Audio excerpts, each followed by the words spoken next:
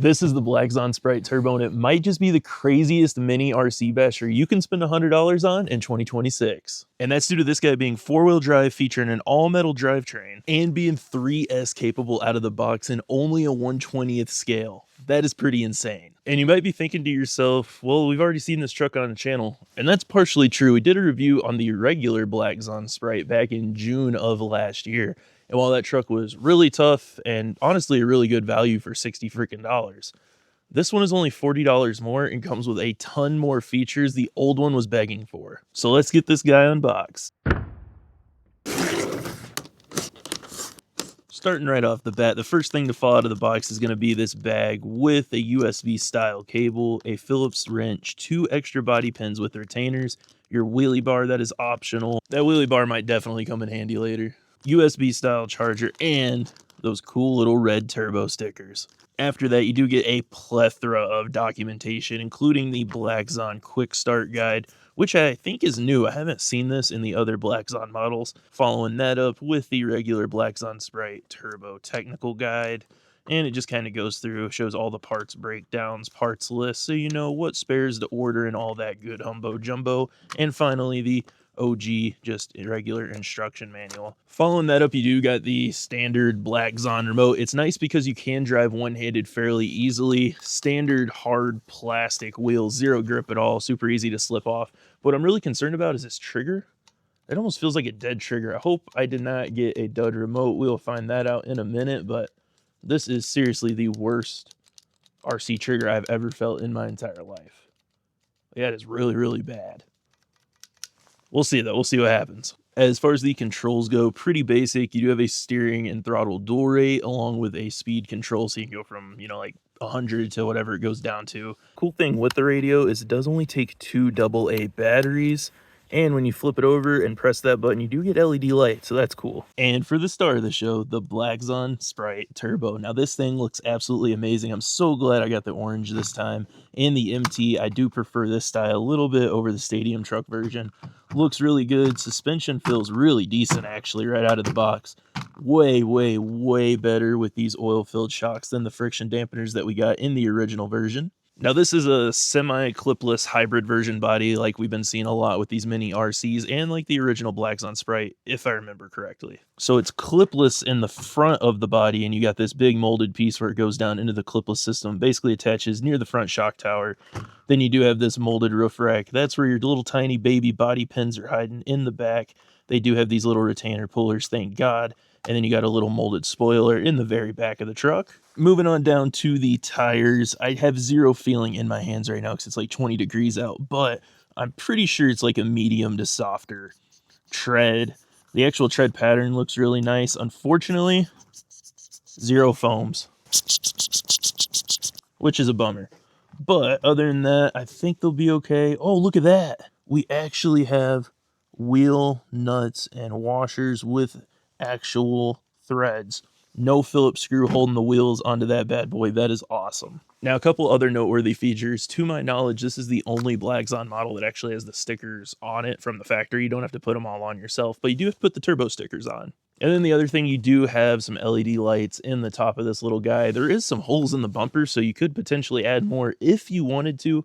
Might be a pain in the butt with a tiny truck like this, but the option is there. Now, removing the body pins is going to give us a much closer look at the underside of that body, so you can see just how the molded features mount underneath, as well as the LED wire that runs down to the 2-in-1 ESC and light control module, so you can unplug that guy. Had to go warm up in the office for a little bit. It is effing brutal out today. So it's like 19, but it feels like it's freaking negative a billion. All right, so check out this chassis. Usually these tiny RCs, the suspension's not great, and these are just composite shocks. They do have metal collars and springs, though. They just feel really, really good. And you can also get a better look at the metal drivetrain, and it's hard to see in the front, but if you turn this guy around and look in the back, you can see the outer bearing races in there, which is really nice. So you do have ball bearings in this dude. You got double wishbone suspension, front and rear. Non-adjustable links in the front, unfortunately. You kind of got like these ball cups, but they got these little like flat caps on the top. That's a little bit different. Some of the smallest composite shock towers you'll ever see. Thickness wise, they are thicker than a Snicker. As far as height though, they are tiny little dudes. Simple bumper front and rear. And of course this can be swapped out for the wheelie bar. It looks like it's going to be 5 screws in total, so really not that bad. You can swap that out fairly quickly. All tiny Phillips screw hardware throughout. 4200 kV brushless motor. And again, this system's capable of running 3S, which is just absolutely insane in something this small. Now, also in the truck, that's where your battery's going to be. Thank goodness they do use full-size DIN plugs, so there are no micro connectors on this truck, which is a huge bonus. And when you take this out, it is a 2-cell. So it's 7.4 volt, 800 mAh, but it is a Li-ion. So a bit of a bummer they didn't include a LiPo right in the box. It should still be okay for a stock battery, but we are going to test this guy on the stock and a actual 3S LiPo as well. And taking a closer look at the battery tray, itty bitty little tray in there. It does look like you can potentially cut this out and extend it a little bit, but then you might have a difficult time trying to cut into there to run your strap up through, and then probably have to just get a different strap or zip ties or something, but you could potentially fit something bigger in there. Now, aside from the electronics, there are actually a few more parts on this truck that are new compared to the old Spryte, and if memory serves me correct, it's all the part numbers in the 400s on here. So that would include the main chassis, the upper deck and motor mount, of course, the plastic shock set, front universal drive shafts, rear axle and drive shafts, assembled differential, diff gear set, spur gear, front and rear pinion gear, internal diff gears and pins, the new wheelie bar, of course, the steering servo, the ESC receiver, motor, radio set, the wheel lock nuts, of course. I got nuts on this one, which is nice. The motor heat sink and the battery strap are all brand new on the turbo version over the old regular BlackZon Spryte. I forgot to mention, there is a tiny little baby servo hiding under there. It just says 3-wire, and it does appear to be plastic geared, which is not really a surprise. B is the button that turns them LED lights off and on.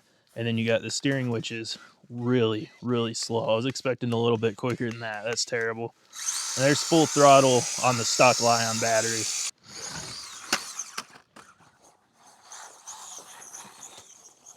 All right, so we're out here bashing. It is literally 3 weeks since the last time you saw us. It has been freezing cold out the last 3 weeks. We also had a couple pretty big snow and ice storms. Today it's 22 degrees. Real feel is like 7 or 8, and that is the warmest we've had in a while. I really need to get this video done, so we're out here bashing in the cold. I was a little concerned doing that rev test, just holding it, but it's not terribly slow. It's a little quick. Definitely not the fastest mini truck we've had on here on that stock battery, but overall it's not terrible. Steering is definitely slow though. I wish the servo that's included was a little bit quicker. You can see the road's a little rough. We got a ton of loose gravel, little snow and ice pocket buildups everywhere. So it is a little tricky to keep in a straight line. But that's really no fault of the truck itself. Those are tiny tires hitting these bigger bumps that are more well suited for a 10 scale or larger. Overall, it's not too bad though. So I don't know if you guys can tell, we got a blinking red light right here, and then the actual LED light bar on the truck is blinking also. Wonder if that means low transmitter batteries or a low battery in the truck.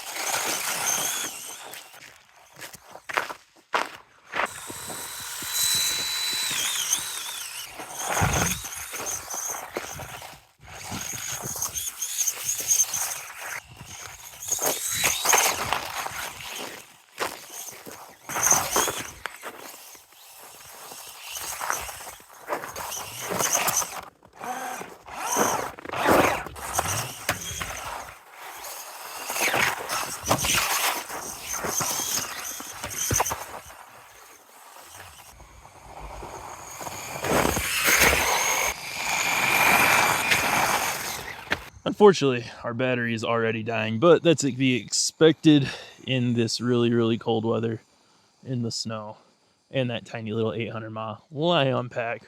Got maybe like 8-9 minutes of run time. If it was warmer out, you probably would get a little bit more, but as you can tell, she's slowing down fast. 2 weeks later again, after some insanely crappy weather, and I got my favorite RC tool of all time. And we're gonna be using it to stuff this battery in that mini RC truck. Because as you can see, that battery compartment is not very big at all. And that's been a huge complaint with the BlackZon Spryte Turbo, is people having a difficult time finding 3S batteries that'll fit in this battery compartment. And when I say small, I mean really small. It is 60 by 30 by 15 millimeters. Kinda. All three of my digital micrometers, of course, were all dead. So I had to measure this with a ruler, so it's not exact, but it's a pretty close estimate. And for most of the batteries we carry here at the shop, for mini and micro batteries of this size, they're all 2S. I only have one 3S, of course, we're out of stock of, which is the Hobby Plus 360 mAh 20C. Now it does use like a micro style connector, so you would have to solder on a T-plug, and the leads on that aren't very thick, so you might have to solder on new leads, so it could be quite a bit of pain in the butt. But I do have a list of other batteries that could potentially fit. Or rather, they should fit. I saw the measurements online. It should have no problem fitting in the battery tray. There are two batteries directly from HPI that both have the T-plug style connector already on them. The first one is HPI 161243. It is the Plasma 360 mAh 10C LiPo battery. It is extremely similar to HPI 161248, which is dedicated to the HPI Big Kahuna Mini Flux, the 18th scale Big Kahuna, the small one. And that is a 450 mAh 35C, so that battery would probably do pretty dang good in the BlackZon Spryte. And finally, a battery I really want to order and try in this thing is a Gens Ace 800 mAh 45C 3S LiPo battery. Now, it looked like it might be 3 or 4 millimeters too wide, but I think you can shove it down into this battery brace system and make it work. But an 800 mAh 45C 3S should give you a pretty dang good runtime in a truck this tiny, and should be an absolute riot. So that one we may have to order, make a separate video on, and try it out. But keep in mind, that's just from a really quick search, and I didn't search aircraft batteries at all. And that's going to be where the majority of batteries that fit this truck are going to come from. Probably going to have to cut the connectors and solder on your own on most of them, but they're going to be out there.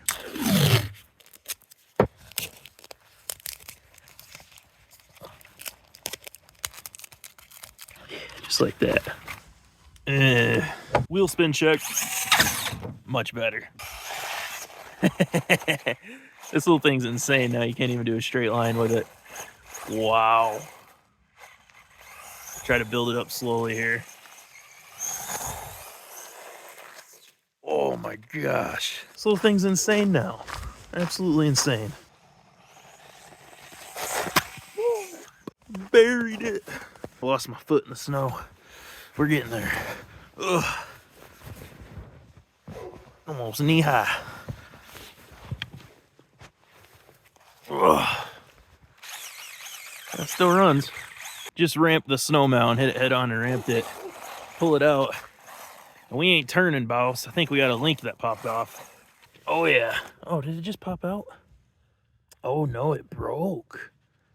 Ooh, it broke a link. Oh boy, let's see how we can jerry rig this real quick. See if we can't get this ball pulled out of there.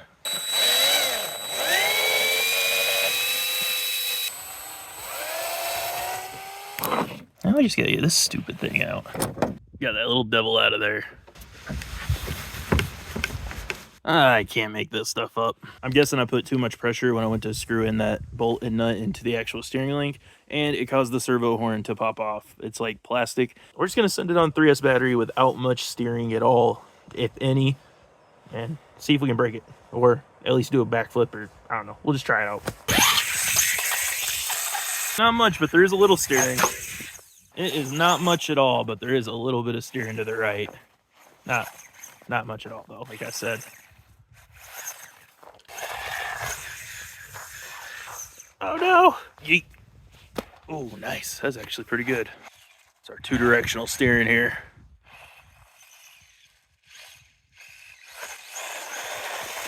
It is quick, though. Thing is very quick. It is important to keep in mind, too, this snowbank right here is pretty damn hard. You can see where we went in, but it takes a lot of force to actually get in there. It's almost like soft concrete. It's only 30 degrees Fahrenheit out, so it breaking that link, hitting that at full speed isn't super surprising.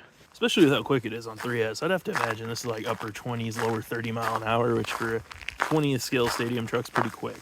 So good news, actually, all it wasn't actually the servo saver. It was the little bolt we had put through. It was a little too long and it was catching, but as you can see, we're all back to normal and good now.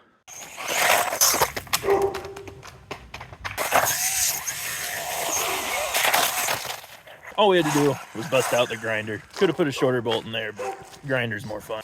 Now we can really see how much of a ripper this thing is on 3S. Oh my God. This thing is too quick for its own good.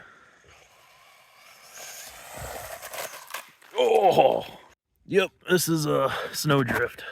Hey, hey, hey, hey, hey. It's okay.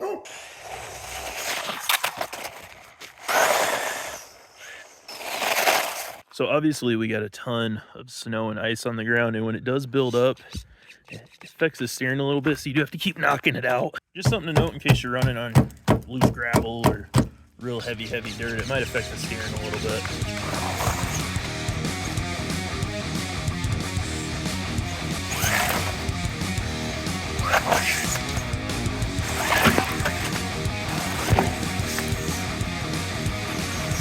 In case you're wondering, the body clips on this little guy are pretty sharp.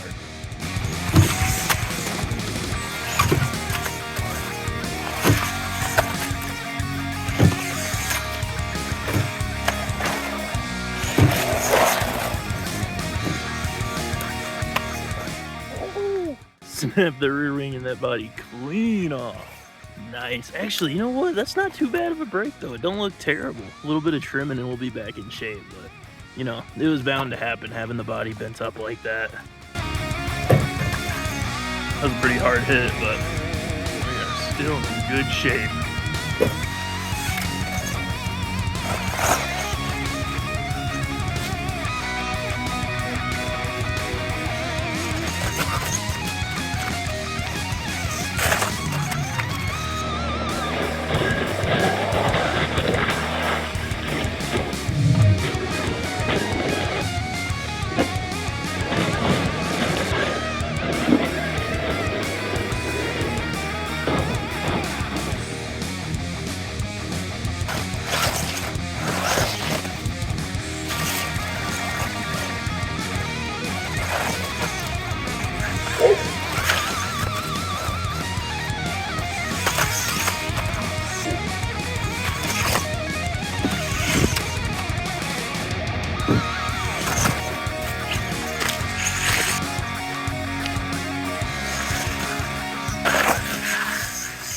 No!